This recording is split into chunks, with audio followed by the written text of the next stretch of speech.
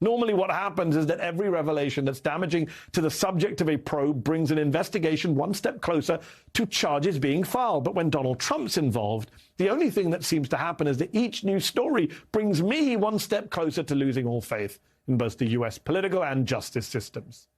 Joining me now is someone I hope can shed a lot more expert light on all of this. Lawrence Tribe, Emeritus Professor of Constitutional Law at Harvard and co-author of To End a Presidency, The Power of Impeachment. Thank you so much for coming back on the show. When you see the lawlessness, the disdain for the law from Trump and his coterie, when you see how they just seem to keep getting away with everything, how do you keep faith in the American judicial system right now? How would you face law students and teach them that it's a system to be proud of? Well, I would point out to them that the kind of thing that happened today, the very thing you pointed out about the district court rejecting Steve Bannon's claim that advice of counsel gives him a defense, came from a judge appointed by one Donald J. Trump, Carl Nichols. The circle is closing. It's not closing as quickly as some of my students might like, or even as I might like, or certainly as you might like. But we heard just several days ago that the District of Columbia grand jury convened by the Department of Justice is closing in. They're looking not only at the insurrection and at those who funded it, but at those who funded the bloodless attempted coup that came before it, those who organized phony certificates to be sent in. So it's happening methodically. By the way, I do not believe the rumors about what President Biden supposedly said.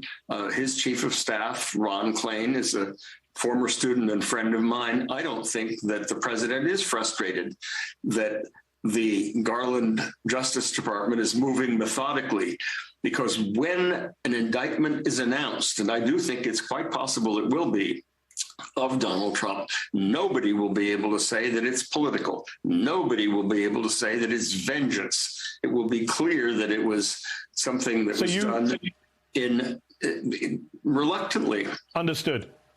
Put aside the New York Times reporting on whether Biden did or didn't say that.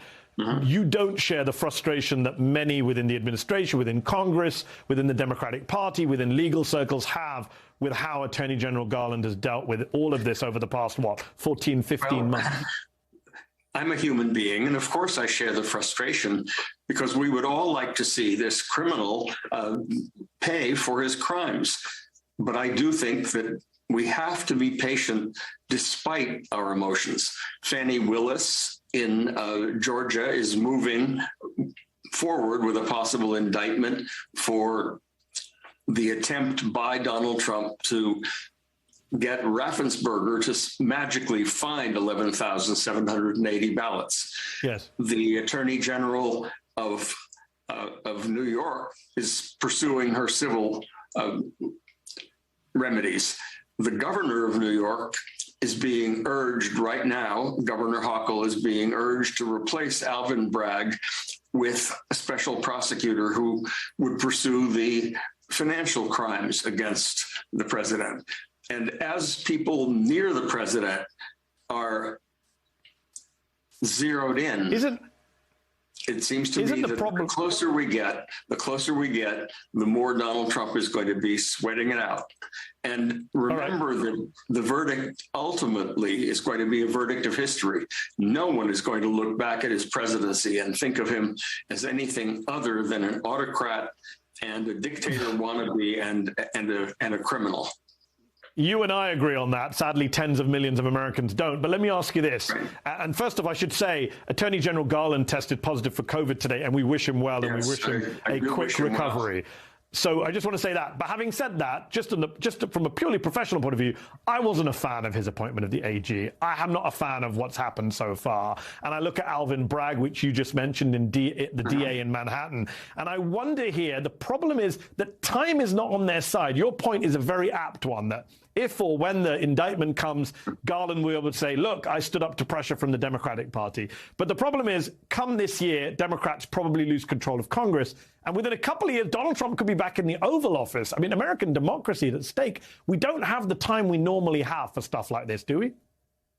No, and I'm eager that things move as quickly as they responsibly can. I'm not simply in favor of running out the clock. Far from it.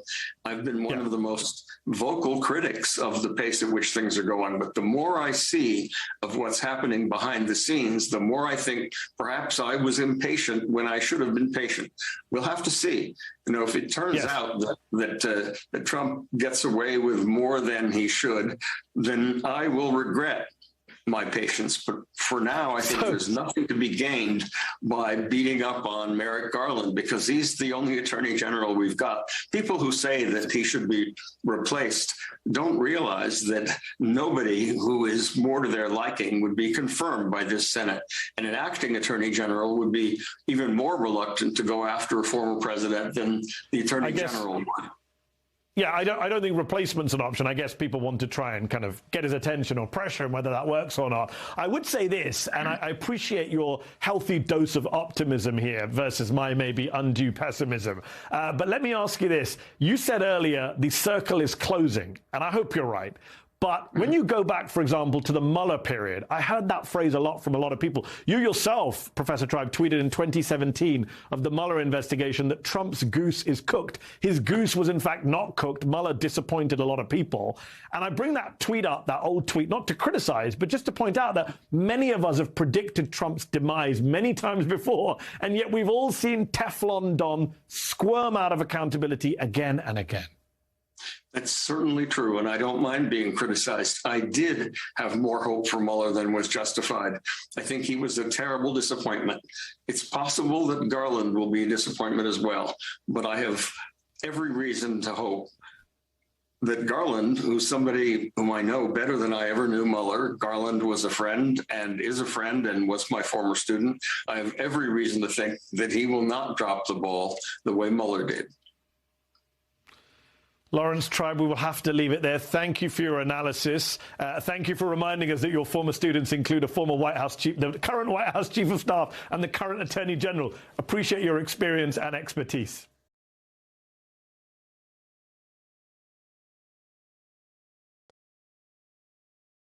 Hi, I'm Mehdi Hasan. Thanks for checking out our channel on YouTube. You can see more of The Mehdi Hasan Show by clicking on any of the videos on this screen, and make sure you subscribe below to stay up to date on the day's biggest stories.